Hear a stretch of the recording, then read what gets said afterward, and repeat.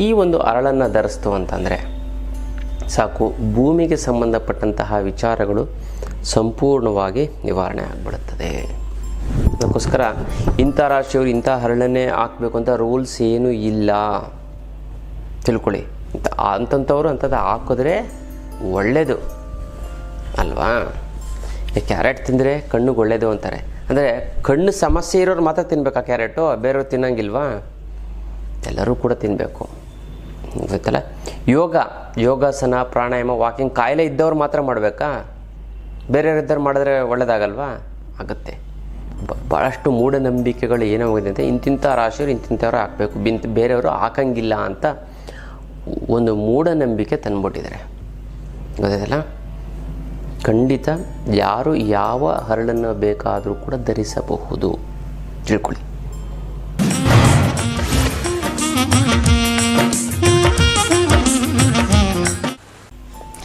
ಜೈ ಭಗವಾನ್. ಎಲ್ಲರಿಗೂ ನಮಸ್ಕಾರ. ಓಂ ಮಹಾದೇವಿ ಚದ್ಮಿಶ್ವತ್ನಿ ಚಿಮಿ ತನ್ನೋ ಐಶ್ವರ್ಯಲಕ್ಷ್ಮಿ ಪ್ರಚುತ್ತ. ಎಲ್ಲರಿಗೂ ನಮಸ್ಕಾರ. ಇವತ್ತೊಂದು ವಿಶೇಷ ಸಂಚಿಕೆಯಲ್ಲಿ ಅನೇಕ ವಿಚಾರಗಳನ್ನ ನಾವು ತಿಳ್ಕೋಣ. ಮೊದಲನೇದಾಗಿ ಮುದ್ರೆಗಳು. ಯಾವೊಂದು ಮುದ್ರೆ ಮಾಡಿದ್ರೆ ಏನು ಅನುಕೂಲ ಆಗುತ್ತೆ ಅಂತ ನಾವು ನೋಡೋದಾಯಿತು ಅಂತಂದರೆ, ಅಧಿಕ ರಕ್ತದೊತ್ತಡ, ಹೈ ಬಿ ಪಿ ಏನಾದ್ರು ಇತ್ತು ಅಂದರೆ ಏನಿಲ್ಲ, ಸಿಂಪಲ್ ಒಂದು 5 ನಿಮಿಷ ಮಾಡಿ ಆಟೋಮೆಟಿಕಾಗಿ ಕಡಿಮೆ ಆಗುತ್ತೆ. ಪ್ರತಿನಿತ್ಯ 10 ನಿಮಿಷ ಮಾಡೋದು ಕೂಡ ಮಾಡೋದ್ರಿಂದ ಕೂಡ ಹೈ ಬಿ ಪಿ ನಾರ್ಮಲಲ್ಲಿರುತ್ತೆ ಅಂತಲ್ಲ. ಎಡ ಹಸ್ತದ ಮೇಲೆ ಬಲ ಹಸ್ತವನ್ನು ಇಟ್ಟು ಪರಸ್ಪರ ಬೆರಳುತ್ತಾಗಿರುವಂತೆ ಎಚ್ಚರ ವಹಿಸಬೇಕು. ಇದನ್ನು 20 ನಿಮಿಷಗಳ ಕಾಲ ಮಾಡಿ. ಹೈ ಬಿ ಪಿ ಇರೋಂಥದ್ದು ನಾರ್ಮಲ್ ಸಿಚುವೇಷನ್ಗೆ ಬರುತ್ತೆ, ತುಂಬ ಚೆನ್ನಾಗಾಗುತ್ತೆ, ತುಂಬ ಒಳ್ಳೆಯದಾಗ್ತಾ ಬರುತ್ತೆ. ಇದು ವಿಶೇಷವಾದಂಥದ್ದು ಮುದ್ರೆಯ ವಿಚಾರ. ಇನ್ನು ಸಬ್ಕಾನ್ಷಿಯಸ್ ಮೈಂಡ್ ಅಂದರೆ ಒಳಮನಸ್ಸು, ಆತ್ಮ, ದೇವರು, ನಿಮ್ಮೊಳಗಿರುವಂಥ ಪರಮಾತ್ಮ, ದ ಸೃಷ್ಟಿ, ಯೂನಿವರ್ಸ್, ನೀವೇನಾದ್ರು ಕರಿತೀರಲ್ಲ, ಆ ಒಂದು ಒಳಮನಸ್ಸು ಒಂದು ಮಗು ಥರ. ನೀವು ಏನು ಹೇಳ್ತಿರೋದು ಕೇಳಿಬಿಡುತ್ತೆ, ಗೊತ್ತಲ್ಲ. ಅದೇ ನಿಮಗೆಲ್ಲವನ್ನು ತಂದು ಕೊಡುವಂಥದ್ದು. ನೀನು ತುಂಬ ಶಕ್ತಿವಂತ ಆದಂಥ ಫೀಡ್ ಆಗಿ ನೀವು ಶಕ್ತಿವಂತರಾಗ್ತೀರ. ನೀನು ತುಂಬ ಬುದ್ಧಿವಂತ, ನೀವು ಬುದ್ಧಿವಂತ. ನೀನು ಶ್ರೀಮಂತ, ನೀವು ಒಳ್ಳೆ ದುಡ್ಡು ಸಂಪಾದನೆ ಮಾಡ್ತೀನಿ ಅಂತ ನಿಮ್ಮ ಒಳಮನಸ್ಸು ಸಬ್ಕಾನ್ಷಿಯಸ್ ಲೆವೆಲಲ್ಲಿ ಫೀಡ್ ಆಗೋಯ್ತು ಅಂತಂದರೆ ನೀವು ಶ್ರೀಮಂತರಾಗ್ತೀರ, ಗೊತ್ತಲ್ಲ. ಅಂದರೆ ನಿಮ್ಮ ಅದಕ್ಕೆ ಒಳ್ಳೆಯದು ಕೆಟ್ಟದ್ದು ಅನ್ನೋಂಥದ್ದು ಗೊತ್ತಿಲ್ಲ, ಗೊತ್ತಲ್ಲ. ನೀವು ಏನು ಅನ್ಕೋತೀರೋ ಅದು ಆಗುತ್ತೆ. ಸಬ್ಕಾನ್ಷಿಯಸ್ ಮೈಂಡು, ನಿಮ್ಮ ಒಳಮನಸ್ಸು ಒಂದು ಎಳೆಯ ಮಗು ಥರ. ನೀವೇನು ಹೇಳಿದ್ರು ಕೇಳಿಬಿಡುತ್ತೆ. ಈತ ಒಳ್ಳೆ ವ್ಯಕ್ತಿ ಅಂತ ನೀವು ಅಂದ್ಕೊಳ್ತಂದ್ರೆ ಒಳ್ಳೆ ದೇವಸ್ಥಾನಕ್ಕೆ ಹೋಗ್ತಾರೆ, ಹಬ್ಬ ಎಂಥ ದೇವಸ್ಥಾನ ಅಂತ ಫೀಲ್ ಮಾಡಿದ್ರೆ ಒಳ ಮನಸ್ಸು ತೊಗೊಳುತ್ತೆ. ದೇವ್ರ ದರ್ಶನ ಮಾಡ್ಕೋತಾರೆ, ಅದೇ ಒಳ್ಳೇದು ಮಾಡಪ್ಪ ಅಂತ ಅಂದ್ಬಿಟ್ಟು ಭಾಳಷ್ಟು ಜನ ಏನು ಮಾಡ್ಬಿಡ್ತಾರೆ ಗೊತ್ತಾ, ದೇವಸ್ಥಾನ ಗರ್ಭಗುಡಿಗೆ ಹೋಗಿ ಕ್ಯೂಗಿಗೆ 1 ಅವರ್ 2 ಅವರ್ ನಿಂತಿರ್ತಾರೆ, ಗರ್ಭಗುಡಿಗೆ ಕಣ್ಣು ಮುಚ್ಚಿಬಿಡ್ತಾರೆ. ಕಣ್ಣು ಯಾವಾಗ ಮುಚ್ಚಬೇಕು ಅಂತಂದರೆ ದರ್ಶನವನ್ನು ಸಂಪೂರ್ಣವಾಗಿ ಮಾಡಿದ ನಂತರ. ನೋಡಿ, ದರ್ಶನ ಮಾಡ್ಬೇಕಾದ್ರೆ ಒಂದು ವಿಧಾನ. ದೇವರ ಫಸ್ಟು ಕಾಲನ್ನು ನೋಡಿ ಆಮೇಲೆ ಫುಲ್ ಸಂಪೂರ್ಣವಾಗಿ ನೋಡಬೇಕು. ಅಂದರೆ ಸಂಪೂರ್ಣ ದರ್ಶನ ಆಗಲಿ ಅಂತ ಹೇಳೋದು. ಕಾಲನ್ನು ನೋಡ್ಬೇಕು, ಕೈನೂ ನೋಡ್ಬೇಕಂತಲ್ಲ, ಕಾಲನ್ನು ನೋಡಬೇಕು. ಭಾಳಷ್ಟು ಜನಕ್ಕೆ ಗೊತ್ತಿಲ್ಲ, 95% ಜನಕ್ಕೆ ಗೊತ್ತಿಲ್ಲ. ಫಸ್ಟು ದೇವರ ಒಂದು ಕಾಲನ್ನು ನೋಡಬೇಕು. ಅದು ನೀವು ಕಾಲನ್ನು ನೋಡಿದ್ರೆ ಸಾಕು, ನೀವು ದೇವರ ಕಾಲಿಗೆ ಬಿದ್ದ ಹಾಗೆ, ನಮಸ್ಕಾರ ಮಾಡಿದ ಹಾಗೆ. ಆಮೇಲೆ ಕಾಲು ಮೊಣಕಾಲು, ಆಮೇಲೆ ಮಂಡಿ, ಆಮೇಲೆ ಸೊಂಟದ ಭಾಗದ, ಆಮೇಲೆ ಹೊಟ್ಟೆ ಭಾಗ. ಗಣಪತಿ ನೋಡ್ತೀರ ಅಂದ್ಕೊಳ್ಳಿ, ಹೊಟ್ಟೆ ಭಾಗ, ಆಮೇಲೆ ಭುಜದ ಭಾಗ, ಆಮೇಲೆ ಒಂದು ಸಂಪೂರ್ಣವಾದಂಥ ಒಂದು ಸೊಂಡು, ಆಮೇಲೆ ಮುಖ ದರ್ಶನ, ಎಲ್ಲವನ್ನು ನೋಡಿ ಸಂಪೂರ್ಣ ದರ್ಶನ ಆಗುತ್ತೆ, ಗೊತ್ತಲ್ಲ. ಅದನ್ನು ನಾವು ಏನು ಮಾಡ್ಬಿಡ್ತೀವಿ ಅಂತಂದರೆ, ನಾವು ಅದನ್ನು ಬಿಟ್ಟುಬಿಟ್ಟು ನಾವೇನು ಸಡನ್ನಾಗಿ ನೋಡ್ತೀವಿ, ನೋಡ್ಬಿಟ್ಟು ಪಟ್ಟಂತ ಕಣ್ಣು ಮುಚ್ಚಿಬಿಡೋದು. ಭಾಳಷ್ಟು ಜನಕ್ಕೆ ಗೊತ್ತಿಲ್ಲ ಪಾಪ, ತಪ್ಪು ಅದು. ಸಂಪೂರ್ಣ ದರ್ಶನ ಮಾಡಲಿ ಅಂತ ಇರೋದು, ನೋಡೋದು. ಅದು ದೊಡ್ಡ ದೊಡ್ಡ ದೇವಸ್ಥಾನ ಪುರಾತನ ನೂಗ್ತಾ ಇರ್ತಾರೆ ಪೊಲೀಸವರು, ದರ್ಶನ ಮಾಡೋಕ್ಕೆ ಬಿಡೋಲ್ಲ. ಏನೂ ಮಾಡೋಕ್ಕಾಗಲ್ಲ, ಅದು ಪರಿಸ್ಥಿತಿ ವ್ಯವಸ್ಥೆ ಹಂಗಿದೆ. 10,000 ಜನ ನಿಂತಿರ್ತಾರೆ, ಏನು ಮಾಡ್ತೀರಾ? ದರ್ಶನ ಮಾಡಬೇಕು, ಎಲ್ಲರಿಗೂ ದರ್ಶನ ಕೊಡಬೇಕು. ಅವರು ಸುಮ್ಮನೆ ನೂಗ್ತಾ ಇರ್ತಾರೆ. ಈ ಜನಗಳು ಅದೇ ಥರ ಮಿಸ್ಟೇಕ್ ಮಾಡ್ತಾರೆ. ಹೋಗಿ ಒಂದು 5 ಸೆಕೆಂಡ್ 10 ಸೆಕೆಂಡ್ ನೋಡ್ಬಿಟ್ಟು ಬರಲ್ಲ, ಹೋಗ್ಬಿಟ್ಟು ಕಣ್ಣು ಮುಚ್ಕೊಂಡು. ಈ ಕಣ್ಣು ಮುಚ್ಚೋಕ್ಕೋಸ್ಕರ ಯಾಕೆ ಹೋಗಮ್ಮ ಅಂತ ಬೈತಾ ಇರ್ತಾರೆ. ಯಾಕಮ್ಮ ಕಣ್ಣು ಮುಚ್ತೀಯ, ನೋಡಮ್ಮ ಅಂತ ಅಲ್ಲಿರೋಂಥ ಪೊಲೀಸೋ ಗಾರ್ಡೋ ಹೇಳ್ತಾ ಇರ್ತಾರೆ. ಅದಕ್ಕೆ ನೀವು ಸಂಪೂರ್ಣವಾಗಿ ಹೋಗಿ ದರ್ಶನ ಮಾಡಿಕೊಂಡು ಬಂದು ಕೂತ್ಕೊಂಡು ಅವಾಗ ಕಣ್ಣು ಮುಚ್ಚಬೇಕು, ಗೊತ್ತಲ್ಲ. ಅದೇ ರೀತಿ ಆವಾಗ ನಿಮ್ಮ ಮನಸ್ಸಿನ ಒಳಗಡೆ ದೇವರು ಪ್ರತಿಷ್ಠಾಪನೆ ಆಗುತ್ತೆ. ಅದೇ ರೀತಿ ನಾವು ಒಳ್ಳೆಯವರು ಆಗಬೇಕು, ನಾನು ಚೆನ್ನಾಗಾಗಬೇಕು, ನಾನು ಸಾಧನೆ ಮಾಡಬೇಕು, ನನಗೆ ಯಾವುದು ಕಷ್ಟ ಅನ್ನೋಂಥದ್ದಾಗೋದಿಲ್ಲ ಅಂತ ಒಳ ಮನಸ್ಸಿಗೆ ನೀವು ಹಾಕೋತಾ ಆಗ್ತದನ್ನ ಅದು ಕೇಳುತ್ತೆ ಗೊತ್ತಲ್ಲ. ಸಣ್ಣ ಮಗು ಥರ ನೀವು ಹೆಂಗೆ ಬೇಕಾದ್ರೂ ಆಟ ಆಡಿಸ್ಬೋದು. ಹಾಗೆ ಇದು ಮಾಡ್ಕೊಳ್ಳಿ, ತುಂಬ ಚೆನ್ನಾಗಾಗುತ್ತೆ, ತುಂಬ ಒಳ್ಳೆಯದಾಗ್ತಾ ಬರುತ್ತೆ ಗೊತ್ತಲ್ಲ. ಇದು ವಿಶೇಷವಾದಂಥ ಒಂದು ವಿಚಾರ. ಇನ್ನು ಬರಬೇಕಾಗಿರೋ ದುಡ್ಡು ಬರ್ತಾ ಇಲ್ಲ ಅಂತಂದರೆ, ಕೊಡೋರಿಗೆ ಕೊಡೋಕ್ಕಾಗ್ತಾ ಇಲ್ಲ ಅಂತಂದರೆ, ಸಿಕ್ಕಾಪಟ್ಟೆ ಸಾಲ ಆಗಿತ್ತು ಅಂದರೆ, ಗುರುಗಳೇ ದುಡ್ಡು ನೀರು ಥರ ಖರ್ಚಾಗ್ತಾಯಿದೆ ಗುರುಗಳೇ, ಏನು ಮಾಡೋದು ಗೊತ್ತಾಗ್ತಾ ಇಲ್ಲ ಅಂತ ಹೇಳ್ತಾರೆ. ಇನ್ನು ಕೆಲವರು ಗುರುಗಳೇ ಸಾಲದವರು ಫೋನ್ ಮೇಲೆ ಫೋನ್, ಮೆಸೇಜ್ ಮೇಲೆ ಮೆಸೇಜು, ಬಾಯಿಗೆ ಬಂದಂಗೆ ಬೈತಾ ಇದ್ದಾರೆ ಗುರುಗಳೇ, ಮನೆ ಹತ್ರ ಬಂದು ಕೂಗಾಡಕ್ಕೆ ಕಿರ್ಚಾಡಿ ಕೇಸ್ ಹಾಕ್ತೀನಿ, ಅದು ಮಾಡ್ತೀನಿ, ಇದು ಮಾಡ್ತಾಯಿದ್ದೀನಿ ಅಂತಾರೆ ಗುರುಗಳೇ. ಏನು ಮಾಡೋದು ಅನ್ನೋದು ಗೊತ್ತಾಗ್ತಾ ಇಲ್ಲ. ಎಲ್ಲ ತಲೆನೇ ಕೆಡಿಸ್ಕೋಬೇಡಿ. ಇದಕ್ಕೆಲ್ಲ ಏಕೈಕ ರಾಮಬಾಣ ಅಂದರೆ ಅಷ್ಟಲಕ್ಷ್ಮಿ ಯಂತ್ರ. ಈ ಅಷ್ಟಲಕ್ಷ್ಮಿ ಯಂತ್ರ ಒಂದು ಇಟ್ಕೊಂಡ್ರೆ ಸಾಕು, ನಿಮ್ಮ ಸಾಲ ಸೋಲುಗಳೆಲ್ಲ ತೀರೋಗ್ಬಿಡುತ್ತೆ ಅಲ್ಲ. 100% 3 ಅಮಾವಾಸ್ಯೆ ಕಳೆದ 6 ತಿಂಗಳೊಳಗಡೆ ಸಂಪೂರ್ಣವಾಗಿ ತೀರೋ. ಅಟ್ಲೀಸ್ಟ್ ನಿಮಗೆ 50% ನಿವಾರಣೆ ಆಗಲಿ, ಸಾಲದ ಸಮಸ್ಯೆ ನಿವಾರಣೆ ಆಗಲಿ, ಎಷ್ಟೊಂದು ಅನುಕೂಲ ಆಗುತ್ತೆ. ಬಟ್ ನಾನು ಹೇಳೋದು 100% ಆಗುತ್ತೆ ಅಂತ, ಬಟ್ 50% ಆದರೂ ಎಷ್ಟೊಂದು ಅನುಕೂಲ ಆಗುತ್ತೆ. ಬಟ್ ಹಾಗೇ ಆಗುತ್ತೆ, ತಲೆ ಕೆಡಿಸ್ಕೊಬಿಡಿ, ತುಂಬ ಅಂದರೆ ತುಂಬ ಚೆನ್ನಾಗಾಗುತ್ತೆ.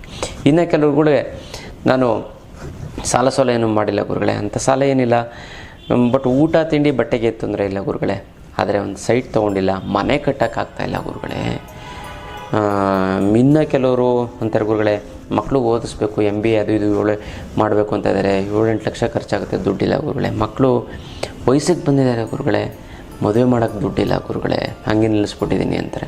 ಇನ್ನು ಕೆಲವರು ಗುರುಗಳೇ, ನಮ್ಮ ಫ್ರೆಂಡ್ಸು ರಿಲೇಟಿವ್ಸು ಕಾರ್ಗೀರೆಲ್ಲ ತೆಗೆದುಕೊಂಡು ಫಾರಿನ್ ಟೂರ್ಗೆ ಹೋಗಿ ಒಡವೆಗಳೆಲ್ಲ ಮಾಡಿಸ್ಕೊಂಡು ತುಂಬ ಚೆನ್ನಾಗಿದ್ದಾರೆ ಗುರುಗಳೇ, ನನಗೆ ಅದು ಆಗ್ತಾಯಿಲ್ಲ ಗುರುಗಳೇ, ಏನು ಮಾಡೋದು, ಬಟ್ ಊಟ ತಿಂಡಿಗೆ ಏನು ತೊಂದರೆ ಇಲ್ಲ ಅಂತ.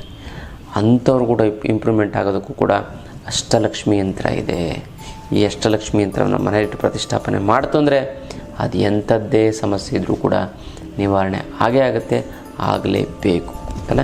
ಇದು ಅಷ್ಟಲಕ್ಷ್ಮಿ ಯಂತ್ರದ ಒಂದು ಶಕ್ತಿ. ಇನ್ನು ಕೊರಿಯಲ್ಲಿ ಕಳಿಸೋದಕ್ಕಾಗೋದಿಲ್ಲ, ನೇರವಾಗಿ ಖುದ್ದು ನನ್ನ ಭೇಟಿಯಾಗಿ ತೆಗೆದುಕೊಂಡು ಹೋಗಬೇಕು, ಅಥವಾ ನಿಮ್ಮ ಕಡೆಯವ್ರನ್ನ ಯಾರು ಇದ್ದರೆ ಒಳ್ಳೆ ವ್ಯಕ್ತಿಯನ್ನು ಕಳಿಸಿ ನಾನು ಅವ್ರಿಗೆ ಕೊಟ್ಟು ಕಳಿಸ್ತೀನಿ ಗೊತ್ತಲ್ಲ.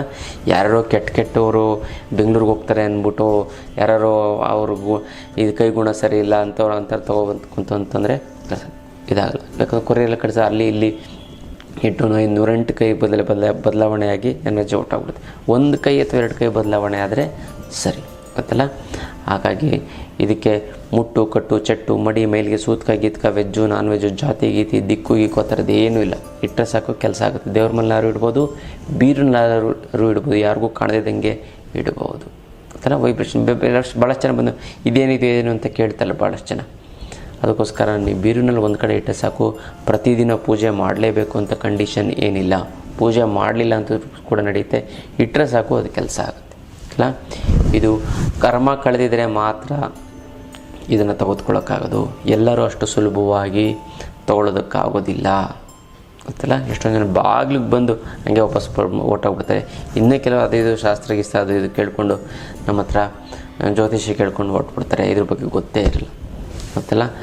ಗೊತ್ತಾದರೆ ಮಾತ್ರ ಅವ್ರಿಗೆ ಅನುಕೂಲ ಆಗುತ್ತೆ. ಹಣಕಾಸಿನ ಸಮಸ್ಯೆಗೆ ಬೇರೆ ಬೇರೆ ಥರ ಸಮಸ್ಯೆಗಳು ಕೂಡ ನಿವಾರಣೆ ಆಗ್ತಾ ಬರುತ್ತೆ ಗೊತ್ತಾಗ್ತಲ್ಲ. ಅದಕ್ಕೋಸ್ಕರ ಅಷ್ಟಲಕ್ಷ್ಮಿ ಯಂತ್ರದ ಒಂದು ಶಕ್ತಿ ತಾಕತ್ತೆ ಅಂಥದ್ದು. ಎಲ್ಲರೂ ಕೂಡ ಅಷ್ಟಲಕ್ಷ್ಮಿ ಯಂತ್ರವನ್ನು ಪ್ರತಿಯೊಬ್ಬರ ಮನೆಯಲ್ಲೂ ಕೂಡ ಅಷ್ಟಲಕ್ಷ್ಮಿ ಯಂತ್ರವನ್ನು ಇಟ್ಟು ಪ್ರತಿಷ್ಠಾಪನೆ ಮಾಡಿ ಅದಿರಲೇಬೇಕು. ಅದಿತ್ತು ಅಂತಂದರೆ ನಿಮಗೆ ಸಾಕ್ಷಾತ್ ಲಕ್ಷ್ಮೀದೇವಿ ನಿಮ್ಮ ಮನೆಯಲ್ಲಿ ಇದ್ದ ಹಾಗೆ ಅಲ್ಲ. ಇದು ವಿಶೇಷವಾದಂಥ ಒಂದು ಅಷ್ಟಲಕ್ಷ್ಮಿ ಯಂತ್ರದ ವಿಚಾರ. ಇನ್ನು ಈ ಒಂದು ಅರಳನ್ನು ಧರಿಸ್ತು ಅಂತಂದರೆ ಸಾಕು, ಭೂಮಿಗೆ ಸಂಬಂಧಪಟ್ಟಂತಹ ವಿಚಾರಗಳು ಸಂಪೂರ್ಣವಾಗಿ ನಿವಾರಣೆ ಆಗಿಬಿಡುತ್ತದೆ. ಅದಕ್ಕೋಸ್ಕರ ಇಂಥ ರಾಶಿಯವರು ಇಂಥ ಹರಳನ್ನೇ ಹಾಕಬೇಕು ಅಂತ ರೂಲ್ಸ್ ಏನೂ ಇಲ್ಲ ತಿಳ್ಕೊಳ್ಳಿ. ಅಂತಂಥವ್ರು ಅಂಥದ್ದು ಹಾಕಿದ್ರೆ ಒಳ್ಳೆಯದು ಅಲ್ವಾ. ಕ್ಯಾರೆಟ್ ತಿಂದರೆ ಕಣ್ಣಿಗೆ ಒಳ್ಳೆಯದು ಅಂತಾರೆ. ಅಂದರೆ ಕಣ್ಣು ಸಮಸ್ಯೆ ಇರೋರು ಮಾತ್ರ ತಿನ್ನಬೇಕಾ ಕ್ಯಾರೆಟು? ಬೇರೆಯವ್ರು ತಿನ್ನಂಗಿಲ್ವಾ? ಎಲ್ಲರೂ ಕೂಡ ತಿನ್ನಬೇಕು ಗೊತ್ತಲ್ಲ. ಯೋಗಾಸನ ಪ್ರಾಣಾಯಾಮ ವಾಕಿಂಗ್ ಕಾಯಿಲೆ ಇದ್ದವ್ರು ಮಾತ್ರ ಮಾಡಬೇಕಾ? ಬೇರೆಯವರಿದ್ದವ್ರು ಮಾಡಿದ್ರೆ ಒಳ್ಳೆಯದಾಗಲ್ವಾ? ಆಗುತ್ತೆ. ಭಾಳಷ್ಟು ಮೂಢನಂಬಿಕೆಗಳು ಏನಾಗಿದೆ ಅಂತ ಇಂತಿಂಥ ರಾಶಿಯವರು ಇಂತಿಂಥವ್ರು ಹಾಕಬೇಕು, ಬೇರೆಯವರು ಹಾಕಂಗಿಲ್ಲ ಅಂತ ಒಂದು ಮೂಢನಂಬಿಕೆ ತಂದುಬಿಟ್ಟಿದ್ದಾರೆ ಗೊತ್ತಿದೆಯಲ್ಲ. ಖಂಡಿತ ಯಾರು ಯಾವ ಹರಳನ್ನು ಬೇಕಾದರೂ ಕೂಡ ಧರಿಸಬಹುದು ತಿಳ್ಕೊಳ್ಳಿ. ಗೊತ್ತಲ್ಲ. ಆದರೆ ಒಂದು ಏನಂದರೆ ನಿಮಗೆ ಯಾವುದು ಬೇಕು. ಇವಾಗ ಹಣಕಾಸಿನ ಸಮಸ್ಯೆ ಪಟ್ಟಿಗಂತ ಒಂದು ಹರಳಿರುತ್ತೆ, ಆರೋಗ್ಯಕ್ಕೆ ಸಂಬಂಧಪಟ್ಟಂಥದ್ದು ಒಂದು ಹರಳಿರುತ್ತೆ. ನೀವು ಆರೋಗ್ಯಕ್ಕೆ ಸಂಬಂಧಪಟ್ಟಂಥದ್ದು ತೊಗೊಂಡೋಗಿ ಹಣಕಾಸಿಗೆ ಸಂಬಂಧಪಟ್ಟಂಥ ಹರಳನ್ನು, ಹಣಕಾಸಿಂದ ಸಂಬಂಧಪಟ್ಟಂತೆ ಆರೋಗ್ಯಕ್ಕೆ ಸಂಬಂಧಪಟ್ಟಂಥದ್ದು, ಶತ್ರುಬಾಧೆಗೆ ಒಂದು ಹರಳಿರುತ್ತೆ, ಶತ್ರುಬಾಧೆಗೆ ಸಂಬಂಧಪಟ್ಟಂಥ ಒಂದು ಹರಳನ್ನು ಈ ಥರ ಧರಿಸ್ತು ಅಂತ ಅಂದರೆ ನಿಮಗೆ ಆಗೋವಂಥ ಕೆಲಸ ಆಗೋಲ್ಲ, ಯಾಕಂದರೆ ಗೊತ್ತಿರಲ್ಲ ವಿಚಾರ. ಅದಕ್ಕೋಸ್ಕರ ನಾನು ಏನು ಹೇಳೋದು ಅಂತಂದರೆ, ಈ ಒಂದು ಹರಳನ್ನು ಧರಿಸಿದ್ರೆ ಭೂಮಿಗೆ ಸಂಬಂಧಪಟ್ಟಂತಹ ವಿಚಾರಗಳು ಸಂಪೂರ್ಣವಾಗಿ ನಿವಾರಣೆ ಆಗಿಬಿಡ್ತದೆ. ಈಗ ಲ್ಯಾಂಡ್ ಲಿಟಿಗೇಷನ್ ಪ್ರಾಬ್ಲಮ್ ಇರುತ್ತೆ, ಭೂಮಿ ಒತ್ತುವರಿ ಮಾಡ್ಕೊಬಿಟ್ಟಿರ್ತಾರೆ, ಅಥವಾ ನೀವೊಂದು ಸೈಟ್ ತೊಗೋಬೇಕು ಅಂತ ಇದ್ದೀರಾ, ಸೈಟ್ ತಗೊಳಕ್ಕಾಗಲ್ಲ, ದುಡ್ಡಿರುತ್ತೆ, ಮನೆ ಕಟ್ಟಬೇಕು ಅಂತ ಆಗ್ತಾ ಇರಲ್ಲ, ಏನು ಮಾಡೋದು? ಇದೇ ಒಂದು ಪ್ರಾಬ್ಲಮ್. ಅದಕ್ಕೆ ಈ ಒಂದು ಹರಳನ್ನು ಧರಿಸಿದ್ರೆ 48 ದಿನ ಧರಿಸಿದ್ರೆ ಸಾಕು, ಭೂಮಿಗೆ ಸಂಬಂಧಪಟ್ಟಂಥ ವಿಚಾರಗಳು ಒಂದು ಸಮಸ್ಯೆಗಳು ನಿವಾರಣೆ ಆಗುತ್ತೆ. ಏನು ಯಾವ ಒಂದು ಹರಳು ಅಂತಂದರೆ ಪಚ್ಚೆ, ಹಸಿರು, ಗ್ರೀನ್ ಸಫೈರ್ ಅಂತ ಹೇಳ್ತಾರೆ. ಈ ಗ್ರೀನ್ ಸಫೈರ್ನ ಅದು 3 ಕ್ಯಾರೆಟ್ ಅಥವಾ 3 ಕ್ಯಾರೆಟ್ ಇದ್ದರೆ ಸಾಕು. 1 ಕ್ಯಾರೆಟ್, 2 ಕ್ಯಾರೆಟ್, 3 ಕ್ಯಾರೆಟು, ಜಾಸ್ತಿ ಕ್ಯಾರೆಟ್ ಇದ್ದಷ್ಟು ಒಳ್ಳೆಯದು. ಮಿನಿಮಮ್ 3 ಕ್ಯಾರೆಟ್ ಇದ್ದರೆ ಒಳ್ಳೆಯದು. ಇದನ್ನು ನೀವು ಧರಿಸಿ, ಇದು ಸಿಗುತ್ತೆ, ನಿಮ್ಗೆ ಎಲ್ಲ ಕಡೆ ಸಿಗುತ್ತೆ. ಅದನ್ನು ತೆಗೆದುಕೊಂಡು ಬೆಳ್ಳಿ ಅಲ್ಲಿ ಉಂಗುರ ಮಾಡಿಸಿ ಹಾಕ್ಕೊಳ್ಳಿ, ತುಂಬ ಚೆನ್ನಾಗಲ್ಲ. ಈ ಒಂದು ಪಚ್ಚೆಯ ಉಂಗುರವನ್ನು ಹಾಕೋದ್ರಿಂದ, ಪಚ್ಚೆಯ ಹರಳನ್ನು ಹಾಕೋದ್ರಿಂದ ಭೂಮಿಗೆ ಸಂಬಂಧಪಟ್ಟಂಥ ಸಮಸ್ಯೆಗಳು ನಿವಾರಣೆ ಆಗುತ್ತೆ, ಮುಂದೆ ಆಗುವಂಥ ಅಪಾಯಗಳು ನಿವಾರಣೆ ಆಗುತ್ತೆ. ಹೊಲ ಗದ್ದೆ ಫಸಲು ಬರಬೇಕು, ಚೆನ್ನಾಗಾಗಬೇಕು ಅಂತಂದರೆ ರೈತರು ಅವ್ರಿಗೆ ಚೆನ್ನಾಗಾಗುತ್ತೆ. ಮತ್ತು ಶುಭ ಕಾರ್ಯಗಳು ನಡೀತಾ ಇಲ್ಲ ಅಂತಂದರೆ, ಮದುವೆ ಆಗದಿದ್ದವರು ಮದುವೆ ಆಗಬೇಕು ಅಂತಂದರೆ ಆಗತ್ತೆ ಗೊತ್ತಲ್ಲ. ಯಾರ್ಯಾರಿಗೆ ಮದುವೆ ಆಗಿಲ್ವೋ ಹಸಿರು ಪಚ್ಚೆ ಉಂಗುರವನ್ನು ಹಾಕಿ, ಮನೆಯಲ್ಲಿ ಶುಭ ಕಾರ್ಯಗಳು ನಡಿಬೇಕಪ್ಪ, ಇಷ್ಟು ವರ್ಷದಿಂದ ನಡೆಯಿಲ್ಲ, 10 ವರ್ಷ ಆಯಿತು ಅನ್ನೋರು ಅದನ್ನು ಅಂಥವ್ರು ಹಾಕಿ, ಏನೋ ಮುಂದೆ ಒಂದು ಅಪಾಯ ಕಾದಿದೆ ಅದನ್ನು ಅವಾಯ್ಡ್ ಮಾಡ್ಕೋಬೇಕು ಅಂತ ಅಂಥವ್ರು ಹಾಕಿ, ಭೂಮಿಗೆ ಸಂಬಂಧಪಟ್ಟಂತಹ ಸಮಸ್ಯೆಗಳಿರುವಂಥ ಹಾಕಲೇಬೇಕು. ಇದು ಹಾಕೋತು ಅಂತಂದರೆ ತುಂಬ ಚೆನ್ನಾಗಾಗುತ್ತೆ, ನಿಮ್ಮ ಸಮಸ್ಯೆಗಳೆಲ್ಲವೂ ಕೂಡ ನಿವಾರಣೆ ಆಗಿಬಿಡುತ್ತೆ. ಮಾಡ್ಕೊಳ್ಳಿ, ತುಂಬ ಚೆನ್ನಾಗಾಗುತ್ತೆ, ತುಂಬ ಒಳ್ಳೆಯದಾಗ್ತಾ ಬರುತ್ತೆ. ಇದು ವಿಶೇಷವಾದಂಥದ್ದು ವಿಚಾರ. ಇನ್ನು ಹಣಕಾಸಿನ ಸಮಸ್ಯೆಯನ್ನು ಏನೋ ನೀವು ಅಷ್ಟಲಕ್ಷ್ಮಿ ಯಂತ್ರ ತೆಗೆದುಕೊಂಡು ಬಗೆಹರಿಸ್ಕೊಬಿಡ್ತೀರ. ಆದರೆ ಜೀವನದ ಸಮಸ್ಯೆ ನಿವಾರಣೆ ಮಾಡಿಕೊಳ್ಬೇಕು ಅಂತಂದರೆ ಕುಂಡಲಿನಿ ತಂತ್ರ ಹಾಗೂ ಮುದ್ರಾ ಯೋಗ ಜೊತೆಗೆ ವಿಶೇಷವಂತ ಯಂತ್ರ ಮಂತ್ರ ತಂತ್ರನೂ ಕೂಡ ಹೇಳ್ಕೊಡ್ತೀವಿ. ಇದರಲ್ಲಿ 3rd ಐ ಆಕ್ಟಿವೇಶನ್ ಮಾಡ್ತೀವಿ. ನಿಮಗೆ 2 ಉಬ್ಬಿನ ಮಧ್ಯದಲ್ಲಿ ಆಜ್ಞಾ ಚಕ್ರ ಇರುತ್ತೆ, ಮತ್ತು ಪಿಟ್ಯುಟರಿ ಆ್ಯಂಡ್ ಪೀನಲ್ ಗ್ಲ್ಯಾಂಡ್ಸ್ ಇರುತ್ತೆ. ಅದನ್ನು ಒತ್ತಿ ನಿಮ್ಮ ಮನಸ್ಸಿನಲ್ಲಿರುವಂತಹ ಕೆಟ್ಟ ನೆಗೆಟಿವ್ನೆಲ್ಲ ಕಿತ್ತು ಬಿಸಾಕ್ಬಿಡ್ತೀವಿ ಅಂತಲ್ಲ. ಹೆಬ್ಬೆರಳನ್ನು ಒತ್ತಿ ಮತ್ತು ಮಂತ್ರವನ್ನು ಕಿವಿಯಲ್ಲಿ, ಮಂತ್ರೋಪದೇಶವನ್ನು ನಾವು ಕಿವಿಯಲ್ಲಿ ಹೇಳ್ಕೊಡ್ತೀವಿ ಅಲ್ಲ. ಈ ಮಂತ್ರೋಪದೇಶವನ್ನು ನಾವು ಕಿವಿಯಲ್ಲಿ ಹೇಳಿಕೊಟ್ಟಾಗ ತುಂಬ ಚೆನ್ನಾಗಾಗುತ್ತೆ, ತುಂಬ ಒಳ್ಳೆ. ನಿಮ್ಮ ಲೈಫಲ್ಲಿ ಕರ್ಮಗಳೆಲ್ಲ ಕಳೆದು ಹೋಗುತ್ತದೆ ಹೇಳಿ, ಕರ್ಮಗಳೆಲ್ಲ ಕಳೆದು ಹೋಗ್ಬಿಡ್ತದೆ ಅಂತಲ್ಲ. ಹಾಗಾಗಿ ಏನು ಮಾಡಬೇಕು ಮೇಯ್ನಾಗಿ ಅಂತಂದರೆ, ಈ ಕುಂಡಲಿನಿ ತಂತ್ರ ಹಾಗೂ ಮುದ್ರಾ ಯೋಗ ಅವನ್ನು ನೀವು ಕಲ್ತ್ಕೊಳ್ಳಿ. ಜೊತೆಗೆ ಯಂತ್ರ ಮಂತ್ರ ತಂತ್ರವನ್ನು ಕೂಡ ಇದರಲ್ಲಿ ಹೇಳ್ಕೊಡ್ತೀವಿ. ಇನ್ನೊಂದೇನಂತಂದರೆ, ನೀವು ನಿಮ್ಮ ಮಾತೇ ಮಂತ್ರವನ್ನು ಮಾಡ್ಕೊಡ್ತೀವಿ. ಆವಾಗ ನಿಮ್ಮ ಮಾತಿನಲ್ಲವೇ ಎಲ್ಲವನ್ನು ವಶೀಕರಣ ಮಾಡ್ಕೋಬೋದು. ನಿಮ್ಮ ದೇಹವನ್ನೇ ಯಂತ್ರ ಮಾಡಿಬಿಡ್ತೀವಿ ಅಂತಂದರೆ ಅದು ಪಾಡಿಗೆ ಅದು ಕೆಲಸ ಮಾಡ್ತಾ ಹೋಗುತ್ತೆ ಅದಲ್ಲ. ನೀವು ಅದಕ್ಕೆ ಅಂತ ನೀವೇನು ಇದು ಮಾಡೋಂಥ ಅವಶ್ಯಕ. ಮತ್ತು ನಿಮ್ಮ ಮಾಡುವಂಥ ಎಲ್ಲ ಕೆಲಸವನ್ನು ತಂತ್ರ ಮಾಡಿಬಿಡ್ತೀವಿ ಅಲ್ಲ. ತಂತ್ರ ನೀವೇನು ಕೆಲಸ ಮಾಡೋದು ಸಕ್ಸಸ್ ಆಗಬೇಕು, ಅದೇ ತಂತ್ರ.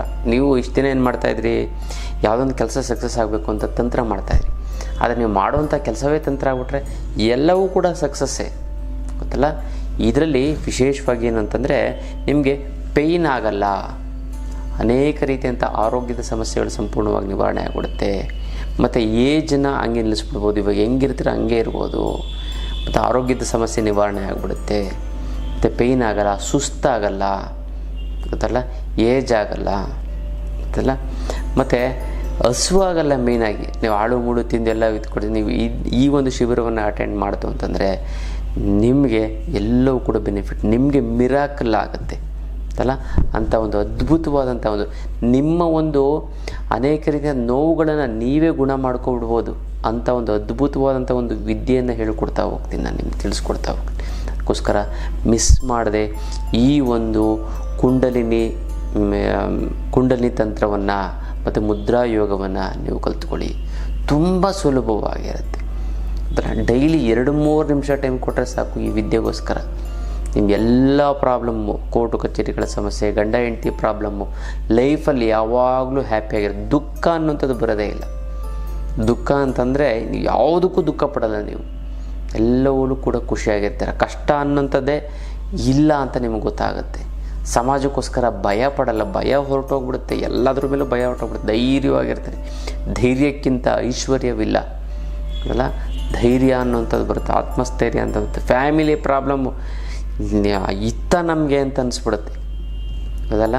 ಮಕ್ಕಳ ಸಮಸ್ಯೆ ಇರಲ್ಲ, ಗೊಂದಲ ಇರಲ್ಲ, ಮನೆ ಕಟ್ಟಿಲ್ಲ, ಸೈಟ್ ತೊಗೊಂಡು ಒದ್ದಾಡ್ತಾ ಇರ್ತದೆ. ಅದಕ್ಕೆಲ್ಲದಕ್ಕೂ ಕೂಡ ಉತ್ತರ ಸಿಗುತ್ತೆ, ಎಲ್ಲವೂ ಕೂಡ ನೀವು ಸಾಧಿಸ್ತೀರ ಅಂತ ಒಂದು ಅದ್ಭುತವಾದಂಥ ಒಂದು ಶಿಬಿರ, ಕುಂಡಲಿನಿ ತಂತ್ರ ಹಾಗೂ ಮುದ್ರಾ ಯೋಗ ಶಿಬಿರ. ಇಲ್ಲಿ ಯಂತ್ರ ಮಂತ್ರ ತಂತ್ರನೂ ಕೂಡ ನಾನು ನಿಮಗೆ ತಿಳಿಸ್ಕೊಡ್ತೀನಿ.